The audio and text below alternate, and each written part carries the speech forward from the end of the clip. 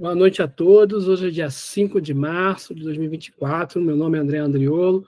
Estamos começando hoje essa quinta aula sobre o estudo do Antigo Testamento, chamado Decifrando o Antigo Testamento com a visão espírita, esse módulo do Gênesis, capítulo 2 e 3. Formação do homem e da mulher e o relato do paraíso.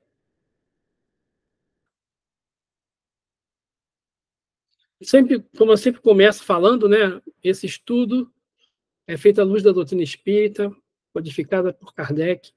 Não tenho nenhuma intenção de estabelecer controvérsia teológica, interpretação contra a religião, discutir, brigar com ninguém. É apenas o que eu acho que a gente encontra nos livros espíritas que a gente traz para cá para ilustrar, para dar uma outra visão do que está escrito lá no Antigo Testamento. O livro da Gênesis, ele é um livro dos princípios, fala do começo do mundo, e hoje do homem, da nação hebraica, o dilúvio, para Abraão, Isaac, Jacó e José. Nós vamos falar hoje do começo do mundo, da criação do homem. Então, nosso objetivo é analisar os capítulos 2 e 3. Vamos falar um pouco da queda, apesar de eu não gostar muito desse nome, depois a gente vai ver por quê. E falar um pouco da raça adâmica. O que é isso?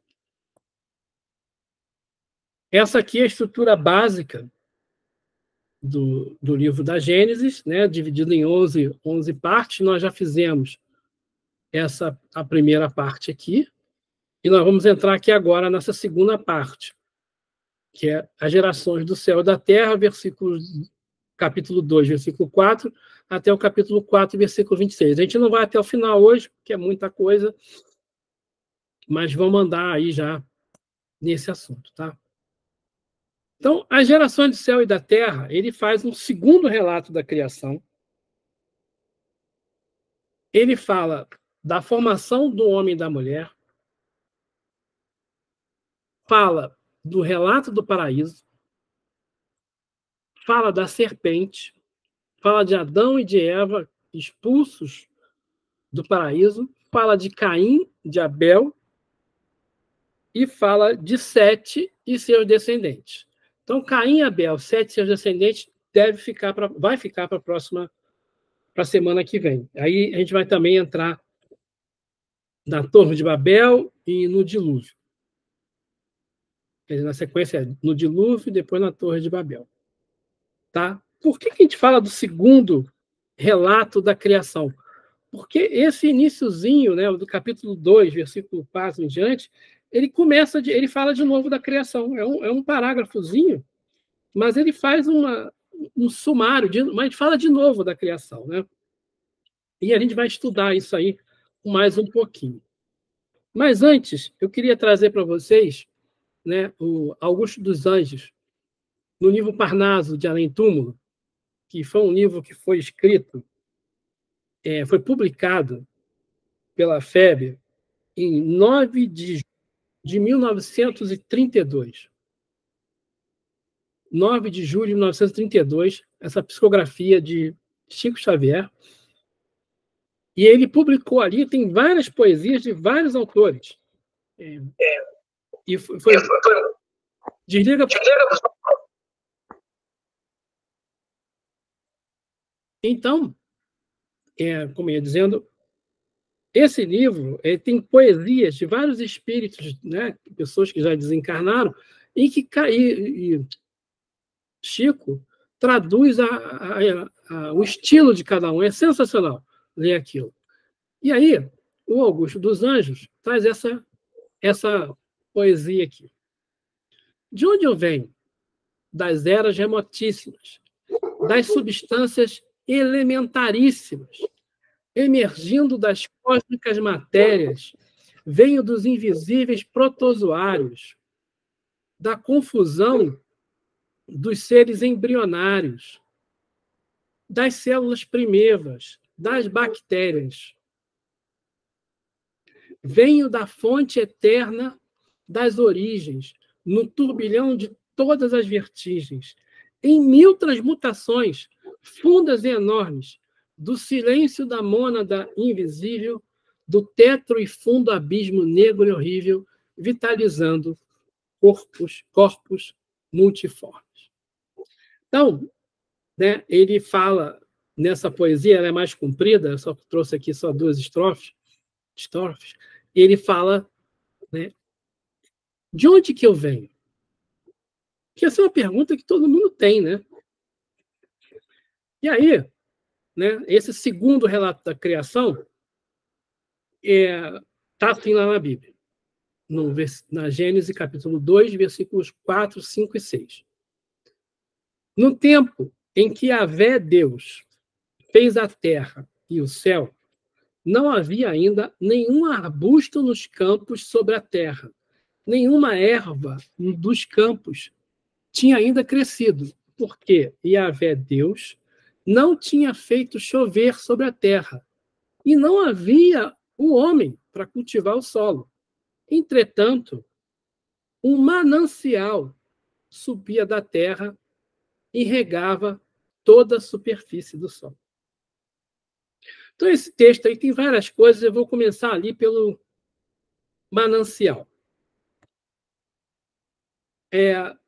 As diferentes Bíblias, elas falam, essa Bíblia de Jerusalém fala em manancial, na Bíblia do Peregrino fala fonte, na Bíblia NVI fala brotava água, nas Bíblias de João Ferreira de Almeida, dependendo se for atualizada ou se for corrigida, ele fala em neblina e vapor.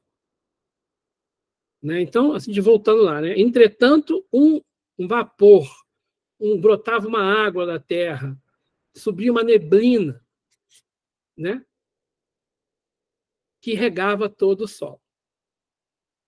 E aí, né, no livro A Caminho da Luz, o Chico, né, o Emmanuel, fala ali. Daí, algum tempo, na crosta solidificada do planeta, ele está falando da formação da Terra. Tanto na crosta solidificada como no fundo dos oceanos, podia-se observar a existência de um elemento viscoso que cobria toda a Terra. Um elemento viscoso. Estavam dados os primeiros passos para a vida, no caminho da vida organizada. Com essa massa gelatinosa, nascia no orbe o protoplasma. E, com ele, lançara Jesus à superfície do mundo o germe sagrado dos primeiros homens. Interessante, né? Então, o manancial, essa fonte que brotava, essa água que brotava, essa neblina que subia, esse vapor que subia, Emmanuel fala da gente do protoplasma, que tinha o germe sagrado dos primeiros homens.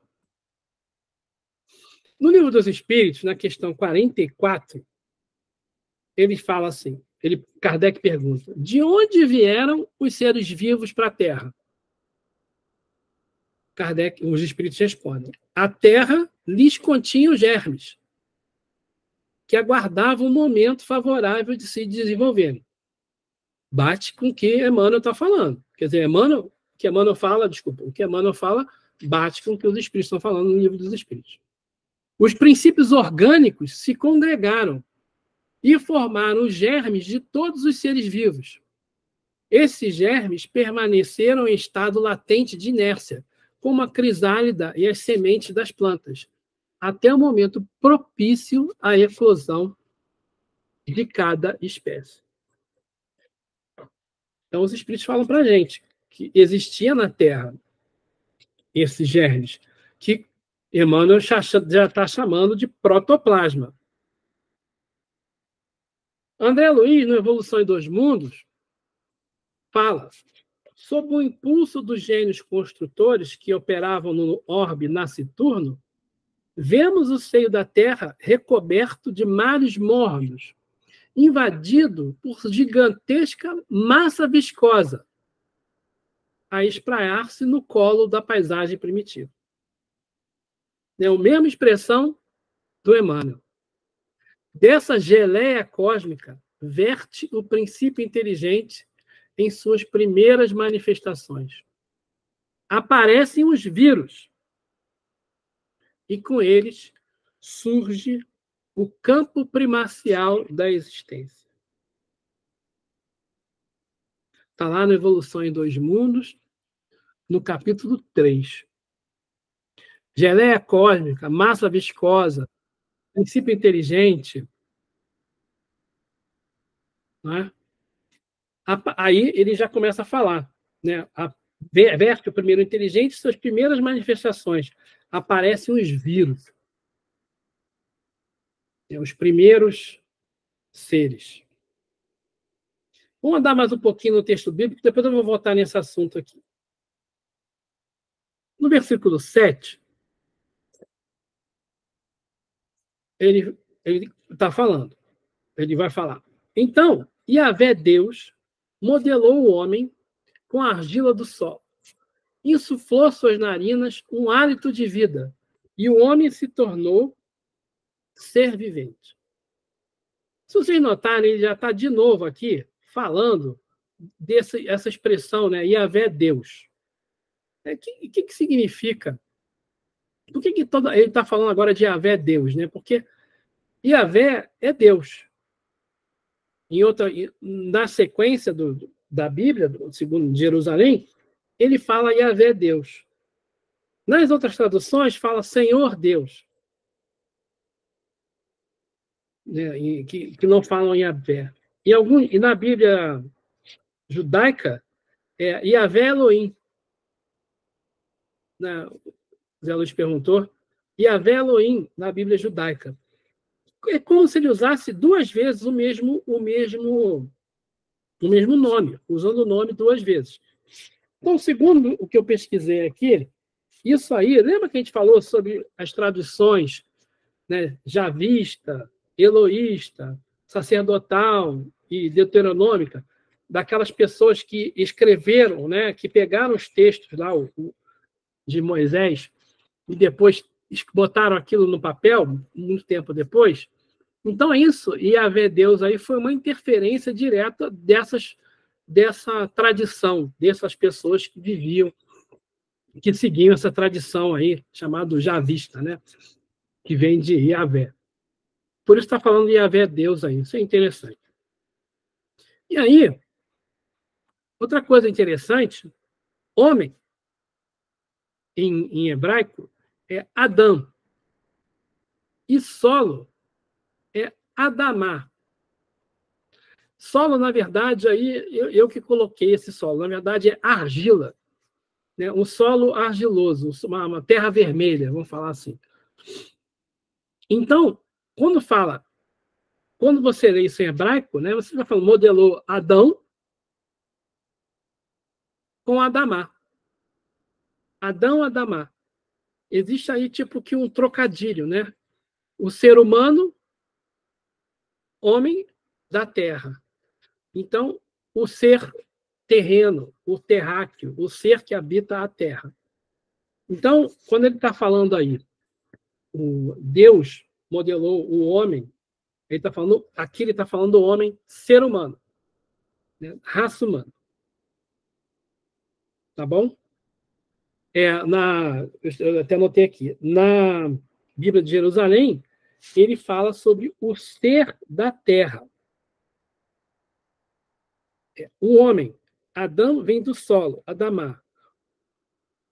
Esse nome coletivo tornar-se-á o nome próprio do primeiro ser humano, Adão. Então, por enquanto, ainda é ser humano, tá bom? Por isso daí que vem o nome Adão. No Livro dos Espíritos, na questão 62, né, a gente esqueci de falar aqui, ele fala de um hálito de vida, né, que Deus insufla nas narinas um hálito de vida, um sopro de vida, dependendo da tradução. E aí, Kardec pergunta lá na questão 62, qual a causa da animalização da matéria? Sua união com o princípio vital. O hálito de vida, né, que está simbolizado ali no texto da Gênesis, é o princípio vital, é o sopro de vida, porque a matéria sem o espírito não tem vida. E a gente aprende lá com os espíritos que você tem dois elementos. Na questão 27, livro dos espíritos. Existe matéria e espírito. Dois elementos do material, não é do universo? Sim. Mas a matéria, para ser animada, precisa do princípio vital. Que só o espírito pode fazer a matéria viver. Então, a gente sabe disso, porque a gente consegue conceber, por exemplo, os bebês que nascem, né, e morrem, ficam vivos apenas enquanto estão na barriga da mãe. Quando sai, morre. Os espíritos falam, não tinha espírito ali. A pessoa que morre, por exemplo, tem morte cerebral, mas a máquina continua funcionando um tempo. Mas não tem mais espírito ali. Já está morto. Por quê? Não existe ali o princípio vital. Não existe fluido vital. Não existe um espírito associado aí. Então, o sopro divino, o hálito divino, né, é o princípio vital, o que anima a matéria. Voltando lá para o texto da Bíblia. Yahvé Deus plantou um jardim em Éden, um lugar, no Oriente. E aí colocou o homem que o modelara. Yahvé Deus fez crescer no solo toda espécie de árvores formosas de ver e de comer. E a árvore da vida no meio do jardim e a árvore do conhecimento do bem e do mal. Uma coisa, só uma nota. Éden, segundo a tradição judaica, pode ser o jardim do Éden, pode ser traduzido como o jardim das delícias. Apesar de falar que Éden é um lugar, né, quando você estuda lá o que dizem os judeus, eles também traduzem jardim das delícias. A gente vai ver que existe, mais na frente, até o próprio Kardec usa essa expressão, jardim das delícias. Mas ele citou o Éden no lugar lá. Depois a gente vai falar sobre isso.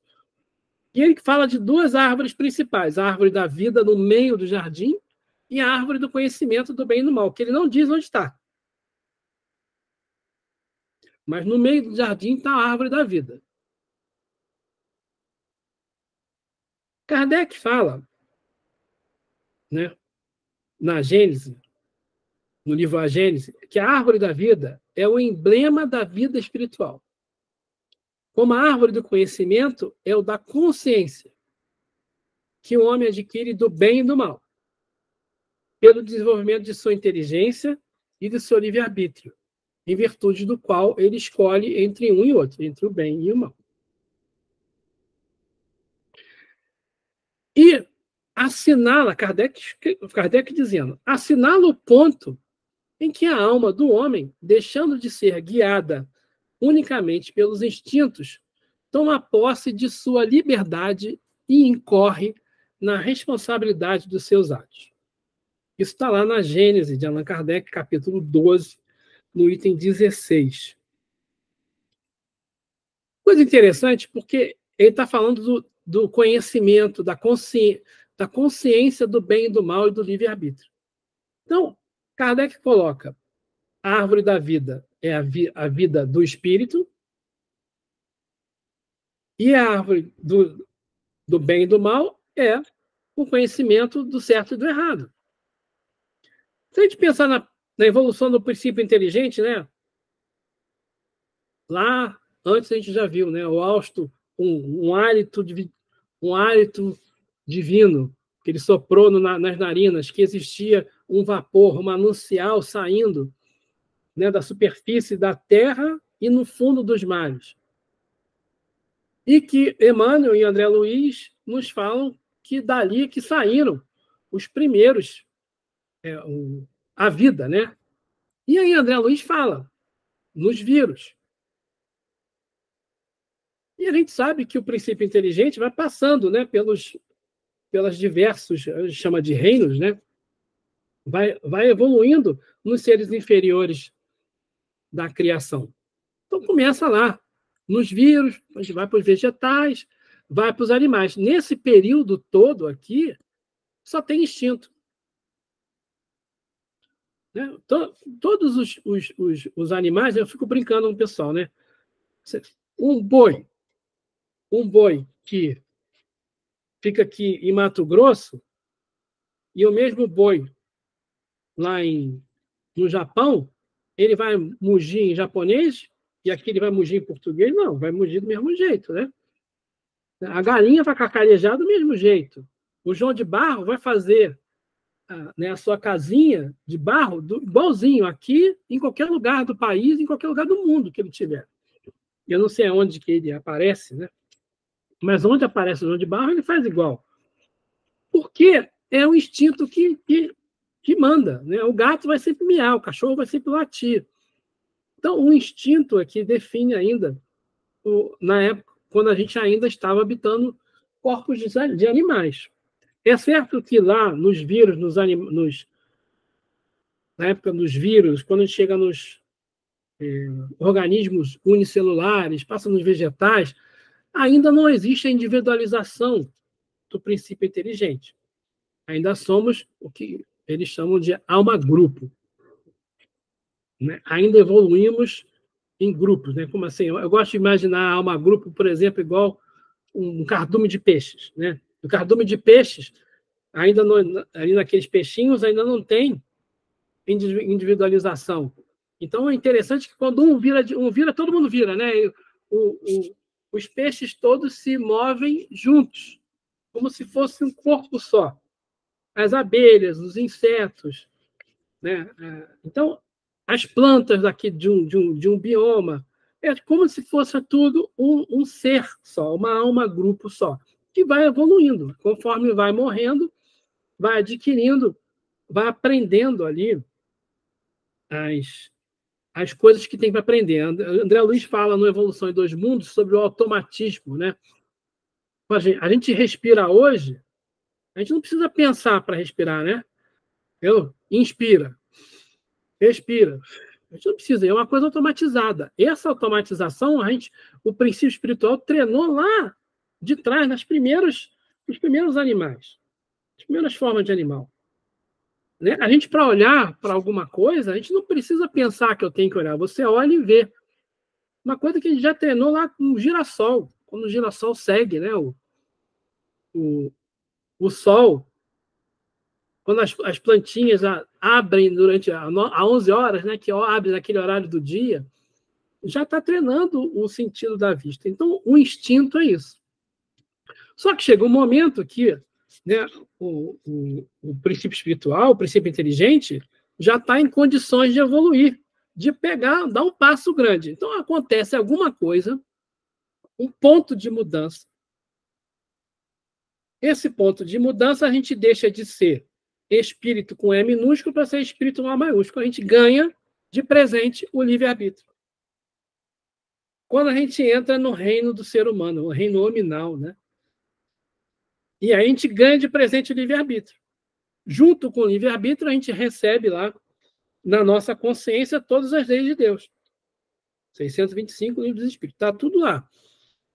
Imagina assim, é como se fosse um computador novo. Né? Não tem nada lá dentro. Mas já tem capacidade de montar o computador pronto, tem que colocar ali o sistema operacional. Aí bota lá o sistema operacional que você quiser. Né? O Linux, o Windows, o iOS, depende do computador, recebe lá o seu sistema operacional e dali você tem que desenvolver, porque aquilo é só para funcionar. É assim, mais ou menos. Esse ponto de mudança, né, o que acontece aqui, como que acontece, isso a gente não sabe. Né? Mas a gente sabe que existe aqui esse momento em que a gente ganha, a gente dá esse pulo para deixar de ser animal para ser humano. Aí entramos na era do livre-arbítrio, já comemos do fruto do conhecimento do bem e do mal, mas aí a gente precisa errar para evoluir, né? Porque aquela seta lá de trás está mostrando isso. Aí Kardec pergunta: todos os espíritos passam pela fieira do mal para chegar ao bem? Não, pela fieira do mal não. Pela fieira da ignorância. Porque a gente experimenta, a gente não sabe. A gente vai tentando. Existem alguns espíritos que fazem maldade por maldade mesmo. Mas às vezes a gente não sabe o que está errado. Então, por isso que a gente não pode julgar o outro, porque a gente não sabe o que o outro está fazendo, por da onde que o outro veio, o que aconteceu naquela vida daquela pessoa para ela fazer isso, né? Então, a gente, muito cuidado quando a gente fala mal dos outros. Por isso que a gente não deve criticar os outros sem saber exatamente o que está acontecendo. E aí, né, esse autor, eu gosto muito dele, ele estuda o livro A Gênesis, Bruce T. Walker, ele estuda palavra a palavra, muito interessante. Não é versículo a versículo, não. Ele estuda o livro parábola a parábola, e cada capítulo ele faz uma avaliação literária, poética, muito legal. E aí eu achei interessante isso, quando ele fala do fruto da árvore do conhecimento do bem e do mal, ele fala assim: ao impor esse conceito, esse preceito, Deus reconhece o ser humano como responsável pelos seus atos.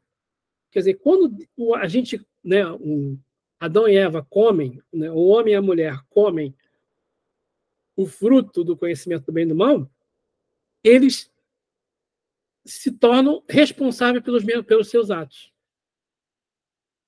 E aí, e também Deus, né, afirma a soberania sobre o ser humano e coloca limite. Aí Deus coloca limite. Aí a gente é obrigado a reconhecer que a gente tem limite, colocar a gente no devido lugar, na consciência humana. Né? E por que isso é interessante? A gente vai andar mais um pouquinho. Pensa nesse negócio do limite. Aí Allan Kardec ainda fala um pouquinho, porque no versículo 17, ele fala assim: mas da árvore do conhecimento do bem e do mal, dela não comerás, porque no dia que dela comeres, certamente morrerá. Não é o que acontece, porque Adão e Eva comem e não morrem. São expulsos do paraíso. Mas não morrem. E depois eles têm filhos. Então, e que morte é essa, né? É a pergunta de Kardec. Kardec está preocupado com isso. E aí ele fala: a morte de que o homem é ameaçado é um aviso das consequências inevitáveis, físicas, morais, decorrentes da violação das leis divinas que Deus lhe gravou na consciência. É por demais evidente que aqui não se trata de morte corporal, pois que, depois de cometida a falta, Adão ainda viveu um longo tempo, mas sim da morte espiritual, ou, por outras palavras, da perda dos bens que resultam do adiantamento moral. Perda figurada pela expulsão do jardim da delícia. Olha só. Ele fala aqui, Kardec usa a expressão morte espiritual, mas logo fala: o espírito não morre. Aí está falando a perda dos bens que resultam do adiantamento do moral. Os bens aqui que ele está falando são bens físicos. Ele não está falando de bens morais.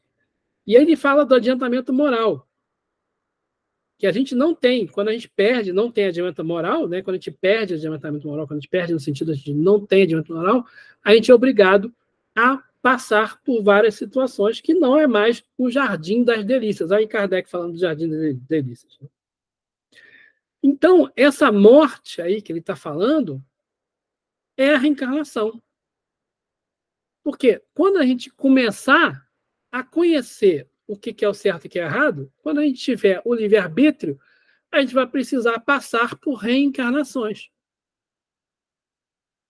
Vai precisar vir para cá, testar, acertar, errar, morrer, voltar para lá. Poxa, fiz errado, não sei o que, vou tentar de novo, tenta de novo. Ele está falando das reencarnações. que é a perda do Jardim das Delícias, que é a queda, a famosa queda, né, que a gente vai falar mais na frente, que Adão e Eva experimentam, que é a queda das raças adâmicas. Mas vamos andar mais um pouquinho aqui no texto da Bíblia. No capítulo 2, versículo 10 e 14, eu tirei um pouco de ordem de propósito. Um rio saía de Éden para regar o jardim. E de lá se dividia formando 4 braços. Primeiro se chama Fisson, que rodeia toda a terra de Évila, onde há ouro. É puro ouro dessa terra, na qual se encontra o bidélio e a pedra de ônix. O segundo rio se chama Geom, que rodeia toda a terra de Cush. O terceiro rio se chama Tigre, que corre pelo oriente da Síria, e o quarto rio é o Eufrates. Bom, só o rio Tigre e o Eufrates são conhecidos. Esses 2 rios aí, o Fisson e o Geom, ninguém sabe onde fica. Essa terra de Évila, ela é citada lá na frente, acho que é em Isaías, como a Arábia, onde tem muito ouro. E Geom, as pessoas não sabem onde é que fica a terra de Cush. Algumas pessoas falam que é na parte perto de Israel. Perdão, só um minutinho.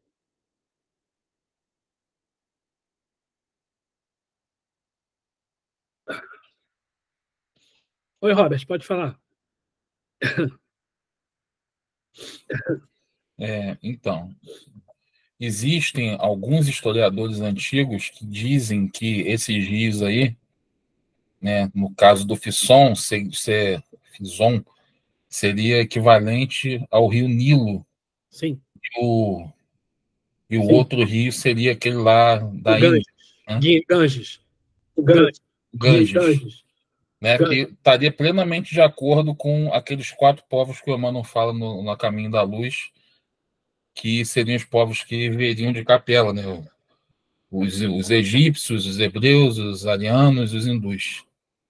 É isso aí. Perfeitamente com esses 4 rios aí, os 4 rios que vieram do Éden.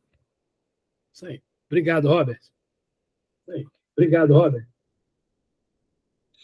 Tira o som, por favor, que está dando eco. Isso. Como o Robert falou, né? Vamos ver aí mais ou menos o que tem isso aqui. Eu trouxe esse mapa, né? Está em inglês, mas aqui está o rio Eufrates, aqui está o rio Tigre. Para cá você tem o Irã, a Síria. Para cá você tem também, né? O Egito está aqui, Arábia Saudita, o Iraque. Essa posição aqui. Aqui era a Mesopotâmia. Mas, como o Robert falou, esses 4 rios simbolizam, né? A gente não sabe exatamente como é. Alguns autores realmente falam que outro rio é o Nilo e o outro seria o rio Ganges, na Índia. Mas a gente sabe que essa pessoa que escreveu esse texto, ela estava falando do que tinha perto dela, né? Daquelas coisas que ela conhecia aí. Então, a gente pode imaginar que esses rios faziam fronteira, que o Éden fazia fronteira com o Egito, com o Oriente, Pérsia, Irã, Índia, China, Israel, a África e o Mediterrâneo. Os 4 cantos da Terra, né? Também pode ser os 4 cantos da Terra. Tigre, Eufrates, Fisson e Geom. Os hindus, os arianos, os europeus, os egípcios, os hebreus, que são exatamente, como o Robert adiantou, né? Os capelinos, os 4 povos. Os 4 povos que vieram imigrando de Capela. No livro A Caminho da Luz, né, o Emmanuel fala muito sobre os capelinos, e eu vou falar um pouquinho da característica de cada um. Ele fala dos hebreus, que os hebreus eram os mais necessitados. O povo hebreu, tá? Dos degredados de Capela, eles é o que tinham foco em Deus, é que traziam muito forte, né, a ideia do Deus único. Mas eles vieram trazer a religiosidade, eram os religiosos, né? E ele diz também que são os mais necessitados. Mas se a gente pensar bem, né, os religiosos são muito. Nós somos muito endividados, né? Você pensa cruzadas, Inquisição, intolerância, preconceito, fundamentalismo, homem-bomba, né? Quantas coisas nós, religiosos, trazemos, né? A gente briga por causa de religião, a gente se mete em política por causa de religião, a gente se mete na vida dos outros, a gente está preocupado com o que o outro faz, o que o outro deixa de fazer, baseado na religião.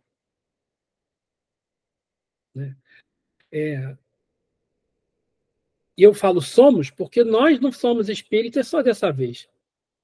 Né? Nós somos, os espíritas são os religiosos do passado. Nós continuamos sendo os mais necessitados. O que precisamos estudar bastante sobre esse assunto. Né? Agora, os hebreus também eram um povo mais homogêneo dos quatro. Mesmo espalhados, né, quando a gente vai ver a história, eles se espalham, eles são espalhados, né, pelo mundo antigo ali, mas mesmo assim eles conseguiam manter a certeza do Deus único. E mantinha a sua religião muito forte. Então, por isso que Jesus veio, quer dizer, a primeira revelação, Moisés e Jesus, veio entre os hebreus. E se a gente pensar, né, a tradição judaico-cristã continua até hoje, a gente tá inserido nela, né, nessa tradição judaico-cristã.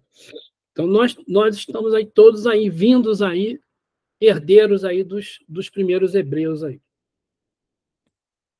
Os egípcios, segundo Emmanuel, eram os que possuíam menos débitos. A maioria já voltou para a capela. Eles tinham foco na espiritualidade. Eles, né, se destacavam com esse culto da verdade no ciclo dos iniciados. Então, os iniciados sabiam da reencarnação. Sabiam de mediunidade, magnetismo, eles faziam manipulação fluídica. Nesse culto da morte, né, aquela preparação que eles faziam para a pessoa morrer, aquela, né, tinha que ter aquela coisa de dizer que eles precisavam ter o rei morria, né, tinha que levar os servos, porque ia para o lado de lá, no mundo dos mortos. Né? O livro dos mortos, eles falavam muito de espiritualidade, muito parecido com o que a gente fala. Obviamente, a gente não mata as pessoas, né, que são da nossa família para morrer junto com a gente. Mas eles tinham muitas ideias que batiam com o que a gente falava. A grande maioria, já falei, voltaram para a capela. E segundo Emmanuel, né, eles deixaram nas pirâmides um código para as eras do porvir. É como se fosse, né, nas pirâmides existem equações que podem mostrar para a gente, não é prever, mostrar o planejamento evolutório da Terra. É como se a gente fosse, por exemplo, vamos começar o ano na escola. Então, existe um planejamento escolar. Olha, no primeiro semestre vai fazer isso, vai ter uma prova, vai fazer aquilo, vai ter outra prova. No terceiro semestre vai estudar aquilo, vai ter outra prova. No último semestre vai estudar aquilo outro, tem outra prova, e no final, talvez tenha uma prova final. Então, segundo Emmanuel, nas pirâmides tem lá ainda escondido muita coisa que a gente ainda não sabe como é que a gente lê esse código que está lá.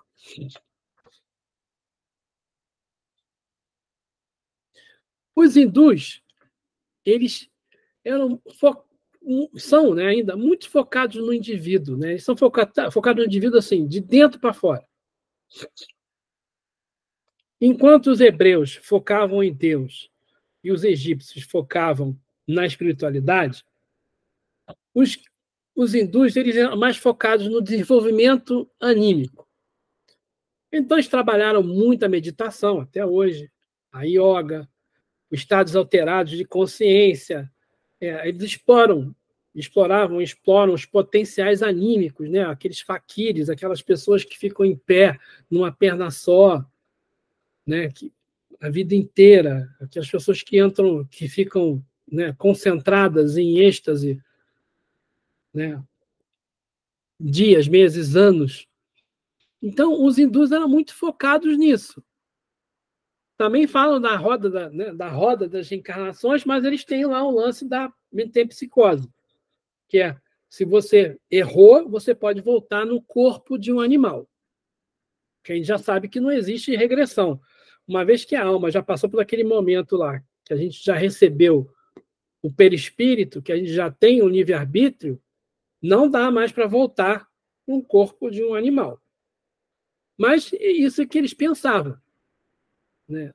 O interessante aqui, né, é que eles meditavam muito, pensam muito na parte individual, evoluíram muito nisso aí, mas não estão muito preocupados com o que está acontecendo com os outros. É muito focado no indivíduo. Os europeus também estão focados no indivíduo, mas só que em vez de dentro para fora, de fora para dentro. Os europeus querem reconstruir o paraíso na Terra. Tecnologia, excelente capacidade de construção, né? Conquistam o mundo, né? Andam, colonizam todo mundo, colocando, né, o seu ponto de vista, né, que é melhor. Eu estou chegando aqui, você tem a tua civilização, mas eu estou chegando aqui, a minha é melhor do que a sua, é melhor você parar com isso aí, vem com a minha, coloca a minha no lugar, né? Então eles querem impor ali um paraíso na Terra. E na questão religiosa, eles ainda são conduzidos, né, para os outros povos, pelos hindus, pelos hebreus, os cristãos, né? A gente está falando da tradição judaico-cristã. Mas eles, fazendo isso, eles contribuem muito para o progresso intelectual da Terra. Não há como negar. Então, cada povo aí tem uma característica e uma contribuição para a gente. Então, quando a gente está falando de Adão e Eva, da terra, do Jardim do Éden, da expulsão do Jardim das Delícias, e a gente associa isso, né, que Allan Kardec fala sobre essas imigrações, Allan Kardec fala das raças adâmicas, lá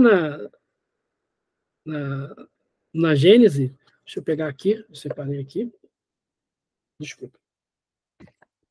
Né? As raças adâmicas, no capítulo 11, item 38 da Gênese, do livro A Gênese. Ele começa lá, segundo o ensino dos espíritos, foi numa dessas grandes imigrações vindas de outra esfera que deu origem à raça simbolizada na pessoa de Adão, por isso chamada adâmica. Então, esse Adão aí do Jardim do Éden já está simbolizando aí a raça adâmica, os exilados de Capela. Tá bom? Agora, sobre Adão, o Robert falou lá na primeira reunião, na segunda reunião, sobre quando que aparece o nome Adão. Então, existe uma diferença, depende da Bíblia que você estiver olhando. Por exemplo, lá na Bíblia protestante, do Almeida Corrigida, fiel, se a gente for na versão que não é a fiel, que é revisada e atualizada, não está assim. Mas na fiel, ele fala: havendo, pois, o Senhor Deus formado da terra todo animal do campo e todas as aves dos céus, os trouxe a Adão para ele ver como chamaria. E tudo o que Adão chamou a toda a terra, a alma vivente, isso foi o seu nome. E Adão pôs o nome a todo o gado, as aves e a todo animal do campo. Já na Bíblia de Jerusalém, no mesmo versículo, usa homem. Né? Então, Deus modelou, então, do solo também do solo, né? Todas as feras selvagens, todas as aves do céu, conduziu para o homem, para ver como que ele a chamaria. Cada qual deveria levar o nome que o homem lhe desse. O homem lhes deu nomes a todos os animais, as aves do céu e a todas as feras selvagens. Aqui ainda está falando de Adão, Radã, humanidade, na tradução hebraica, tá? Então, né, andando aqui no Livro dos Espíritos, na questão 59, esse item 59 não é uma pergunta, né? Kardec escreve um texto dele, considerações e concordâncias bíblicas concernentes à criação. Ele fala, a teoria que os espíritos apresentam confirma a opinião que é muito partilhada pelos homens mais esclarecidos. A questão de ter sido Adão como o primeiro homem, a origem exclusiva da humanidade, não é a única a cujo respeito as crenças religiosas tiveram que se modificar. Quer dizer, achar que apareceu um homem só e que dele surgiu a humanidade, não é assim. Lá em outras perguntas do Livro dos Espíritos, Kardec pergunta se Adão foi o único homem, eles dizem que não. O homem surgiu em vários lugares ao mesmo tempo da Terra. E aí, lá na Gênesis, capítulo 16, capítulo 12, item 16, Kardec fala, Adão é a personificação da humanidade. A sua falta individualiza a fraqueza do homem, em que predominam os instintos materiais a que eles não sabem resistir. E aí, gente, vou propor um exercício para vocês, eu estou falando muito aqui. Eu queria que vocês achassem a Epístola de Paulo aos Romanos, é a primeira epístola depois do Atos dos Apóstolos. Romanos. No capítulo 5, os versículos 12 e 17. Eu já tenho aqui marcado.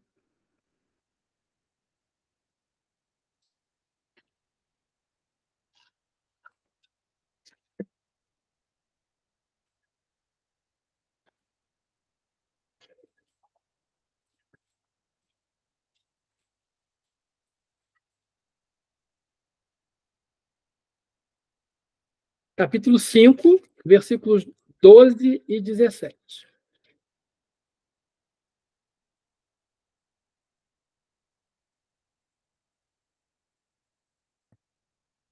O pessoal achou? Romanos, Epístola de Romanos, capítulo 5, versículos 12 e 17. Então, eu vou ler aqui. No 12. Adão e Jesus Cristo é o tema desse pedaço aqui do capítulo 5. Eis porque, como por meio de um só homem o pecado entrou no mundo, e pelo pecado a morte, assim a morte passou a todos os homens, porque todos pecaram. Isso é o versículo 5. Vamos lá para o versículo 17. Se, com efeito, pela falta de um só, a morte imperou através desse único homem, muito mais os que receberam a abundância da graça e do dom da justiça reinarão na vida por meio de um só, Jesus Cristo. Lendo esse pedaço aqui, Adão e Jesus Cristo, Paulo fala que Jesus é um novo Adão no sentido do homem novo. Adão foi o primeiro, simboliza a humanidade que peca, e Jesus simboliza a humanidade que respeita a justiça divina, que segue as leis de Deus. De novo, falando de evolução. Adão representa os seres humanos recém-saídos lá da nossa fase do instinto, e Jesus representa os seres humanos saindo da fase humana, entrando no reino angelical, quando a gente chegar a espírito puro. Então, Adão é o início, Jesus é o objetivo.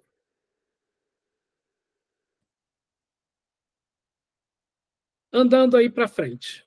Costela de Adão. Capítulo 2, versículos 22 a 24.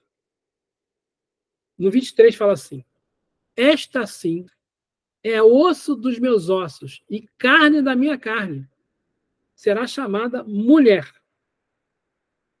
Em hebraico, ish, homem, isha, mulher. Então, homem e mulher é igual, só muda uma letra. Lembra que eu já falei que em hebraico, a Bíblia hebraica, em hebraico não tem vogal?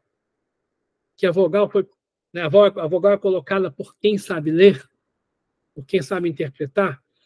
Porque ish, homem, isha, mulher, é a mesma palavra. É a mesma coisa, não tem diferença.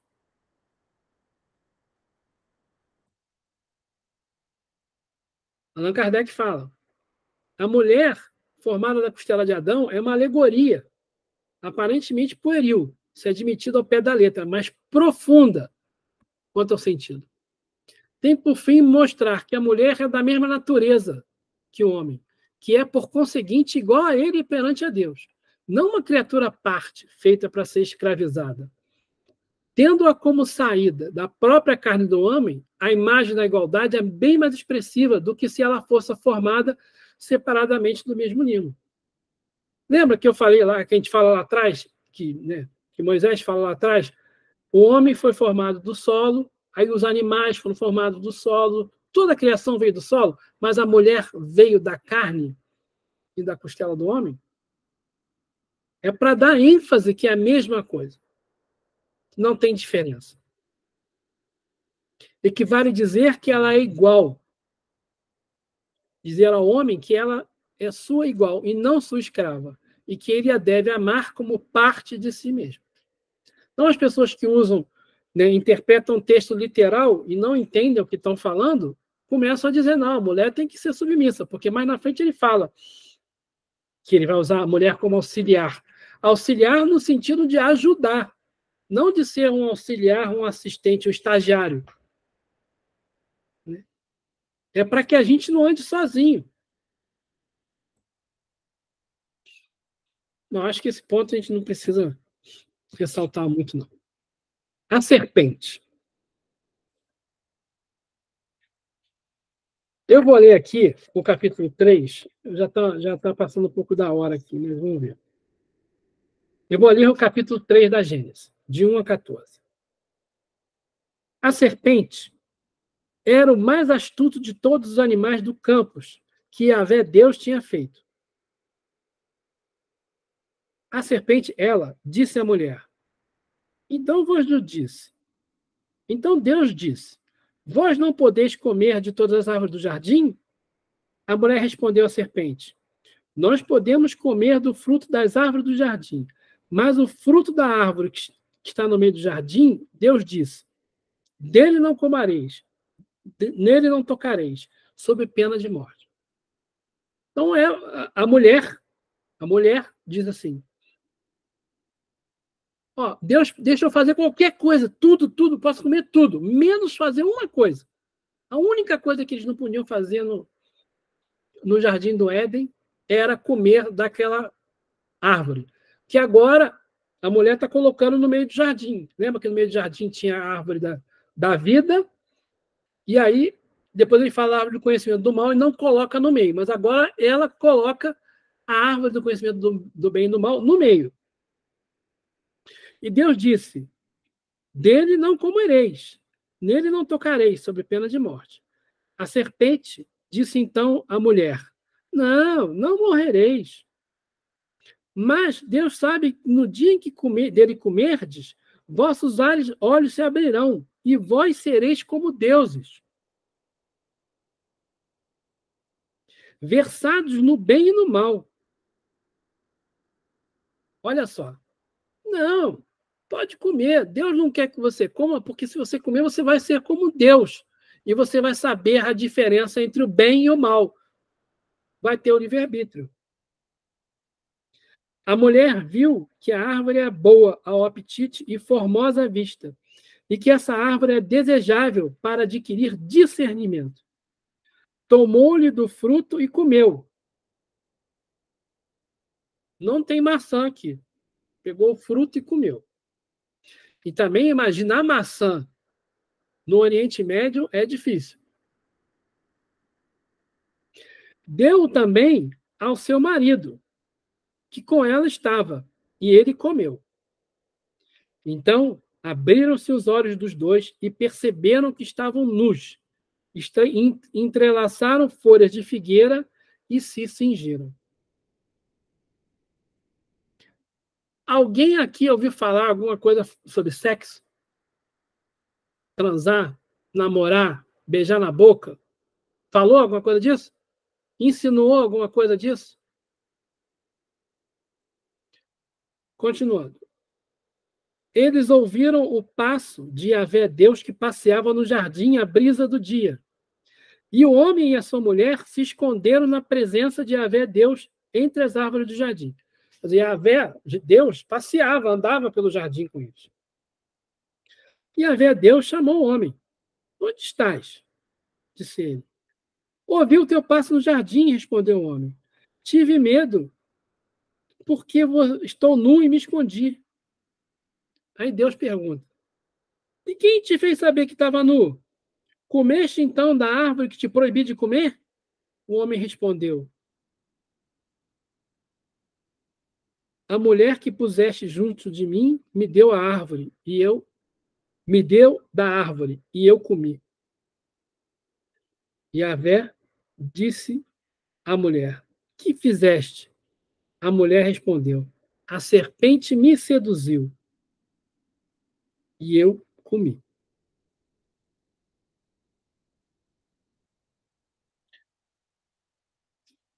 Quando traz a árvore para o centro do jardim, né, a árvore do bem e do mal é a árvore da vida, né, se no centro do jardim tinha a árvore né, da vida eterna, e aí ele vai, né, parece que a mulher troca, tira a árvore da vida e coloca a vida do conhecimento, a árvore do conhecimento do bem e do mal.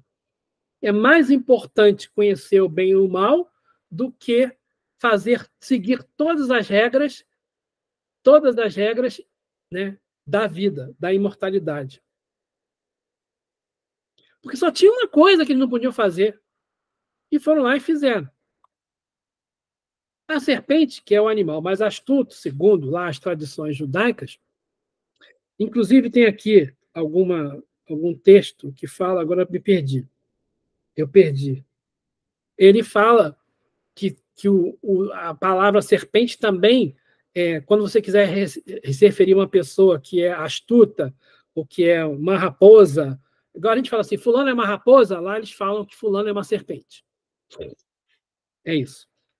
Então, um animal mais astuto. Mas ele representava o rebelde. Eu não aceito as leis. E fala, vós sereis como deuses.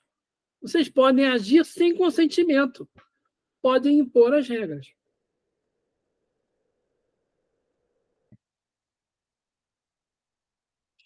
Não aceitar as leis divinas. Colocar o ser humano em primeiro lugar. Egoísmo. Egoísmo está ligado à infância. Isso éramos nós, ou somos nós, na infância espiritual. Assim que nós começamos a andar no mundo da razão, do livre-arbítrio, a gente era egoísta. A gente é egoísta, que é uma característica típica da criança. Chegar para uma criança e falar assim, olha, brinquedinho, né? Tem a criança lá de 2 anos, tá com brinquedinho. Divide o brinquedinho com a amiguinha. Não rola. Não rola. Mas você tem que compartilhar porque a criança é naturalmente egoísta. Né? As professoras, as pedagogas, as que estudam, né? Isso confirmam. A criança tem como característica egoísmo, mas ela vai crescendo, vai aprendendo, vai se desenvolvendo, vai amadurecendo, e aí a gente aprende que não é mais preciso ser egoísta. Adão, ele representa, como humanidade, porque ele está falando aqui de homem, o passivo, que é a maioria. Né? A gente aceita. A gente aceita. É mais fácil ser conduzido, que é a maioria. Eva, né, a mulher, representa o sentimento, a curiosidade, que é ativo, que executa o plano. Eu não sei na casa de vocês, mas aqui é assim. Amor, o que nós vamos fazer no fim de semana? O que nós vamos fazer no fim de semana? Né? Ela que quer sair, ela que quer ir para a praia, ela que quer ir na peça de teatro, ela que quer sair, ela quer fazer alguma coisa. O homem quer ficar em casa sentado vendo o jogo do Flamengo, ou do Vasco, ou do Fluminense, ou do Botafogo, ou do Palmeiras, ou o jogo de vôlei, a corrida de automóvel, porque a mulher, ela geralmente é quem puxa o homem quer ficar paradinho ali, preguiçoso.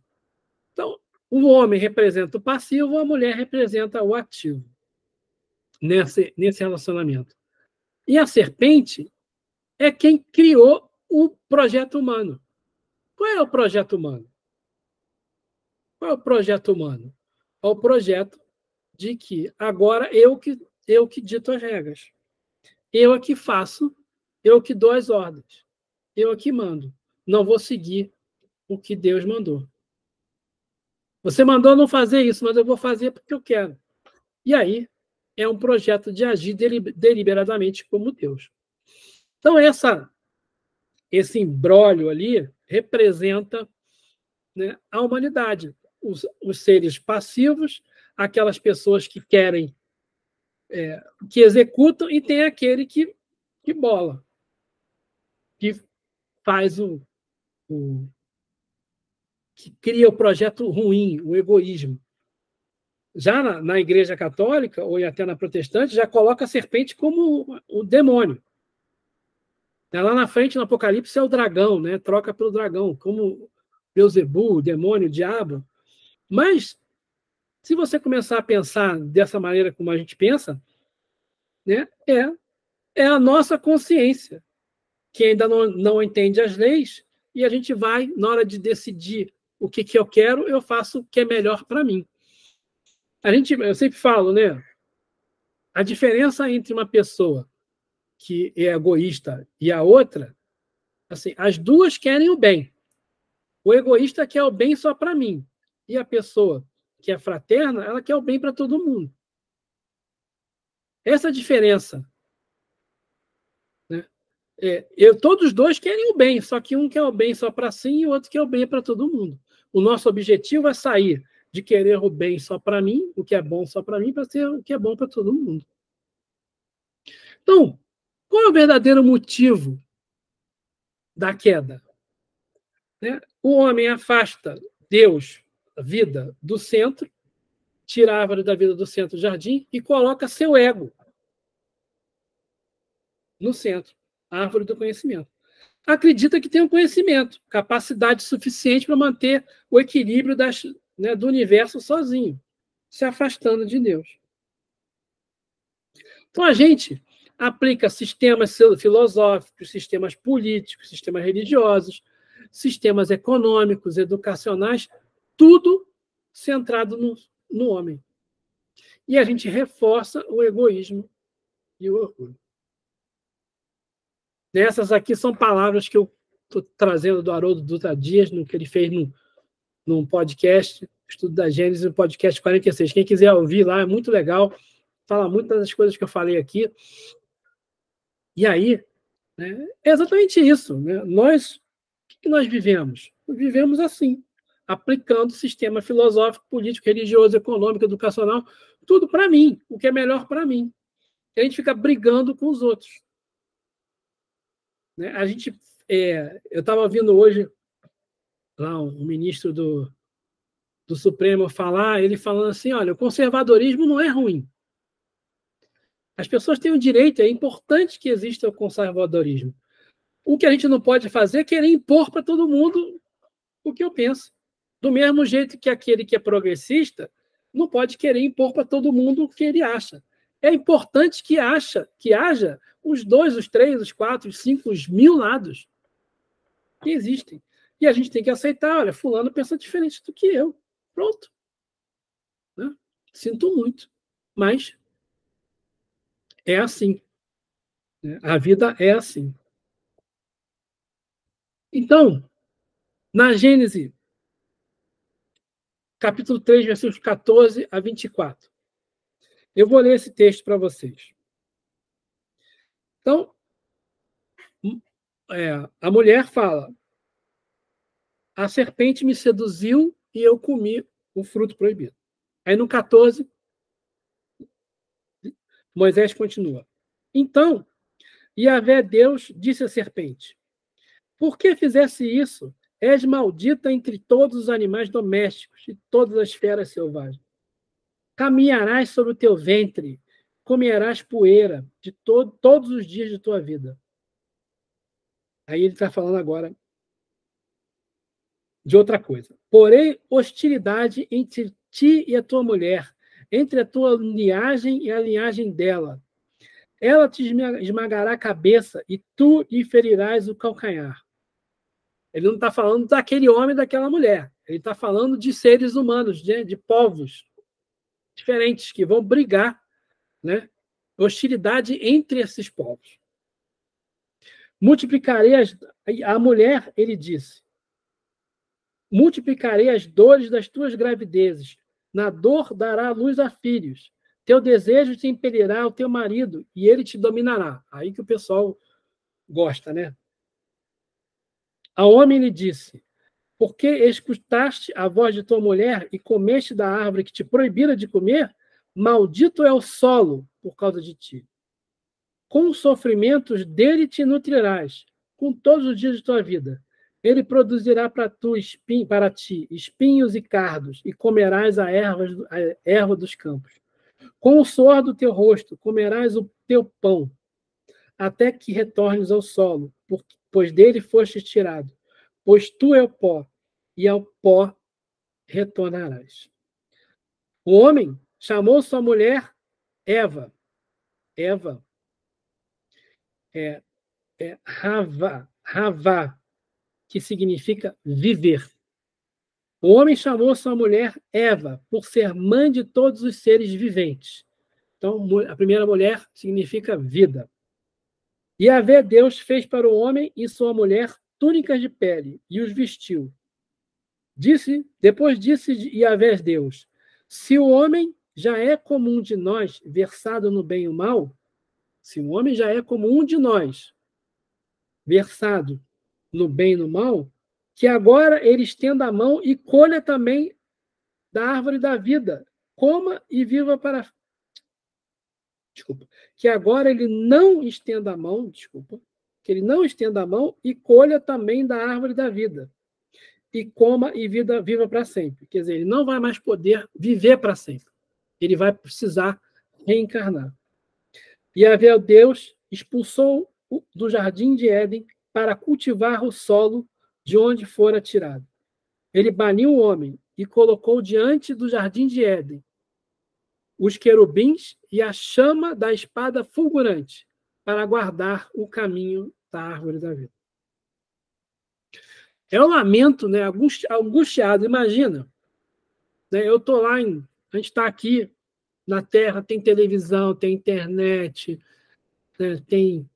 Tem celular, tem computador, tem água. Eu vou no mercado para comida, vou no mercado comprar comida. Tem que lavar roupa, eu vou comprar o sabão em pó especial que lava o sabão, né? Que vai lavar minha roupa. Estou com calor, ligo o ventilador, ligo o ar-condicionado. E aí a gente desencarna e aí não dá mais para ficar aqui na Terra. Porque a Terra já evoluiu, eu já fiz muita besteira, eu ainda estou agindo como espíritos dos mundos primitivos, ainda, apesar de ter toda essa evolução material, ainda estou agindo como aquele egoísta, como aquela criança, ainda sou criança espiritual, e aí o meu lugar não é mais aqui. A gente é chamado, convocado a ajudar outro planeta, outro orbe a evoluir. Aí vamos encarnar aqui na Terra, num planeta que acabou, ainda é primitivo, começando agora a agricultura. é obrigado a tirar do solo tudo, todo o meu sustento. E aí não dá mais para ficar tendo essa vida boa. Vou ter que comer o pão que o diabo amassou e vou ter que nascer, morrer, nascer de novo, renascer, passando pelos vicissitudes da vida, até eu aprender. Né?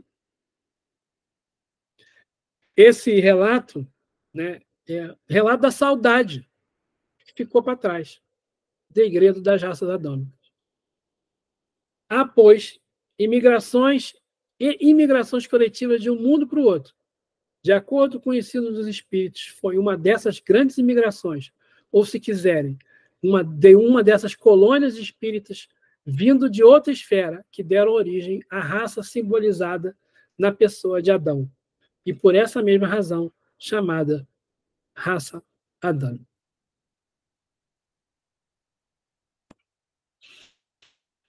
Boa noite. Chegamos aqui ao final, fim da parte 3 da Gênesis. Para casa, eu queria que vocês lessem, né, o capítulo 4 inteiro, o capítulo 6, do versículo 5 até o final do capítulo 9, 17. A gente vai falar de Caim e Abel, a gente vai falar de Sete, vai falar dos patriarcas, muito rapidamente, que é o capítulo 5, eu só vou passar sobre isso, antes do dilúvio. Vamos falar do dilúvio, falar da Arca de Noé, e a gente vai até a Torre de Babel, para na outra reunião a gente entrar em Abraão. Tá bom?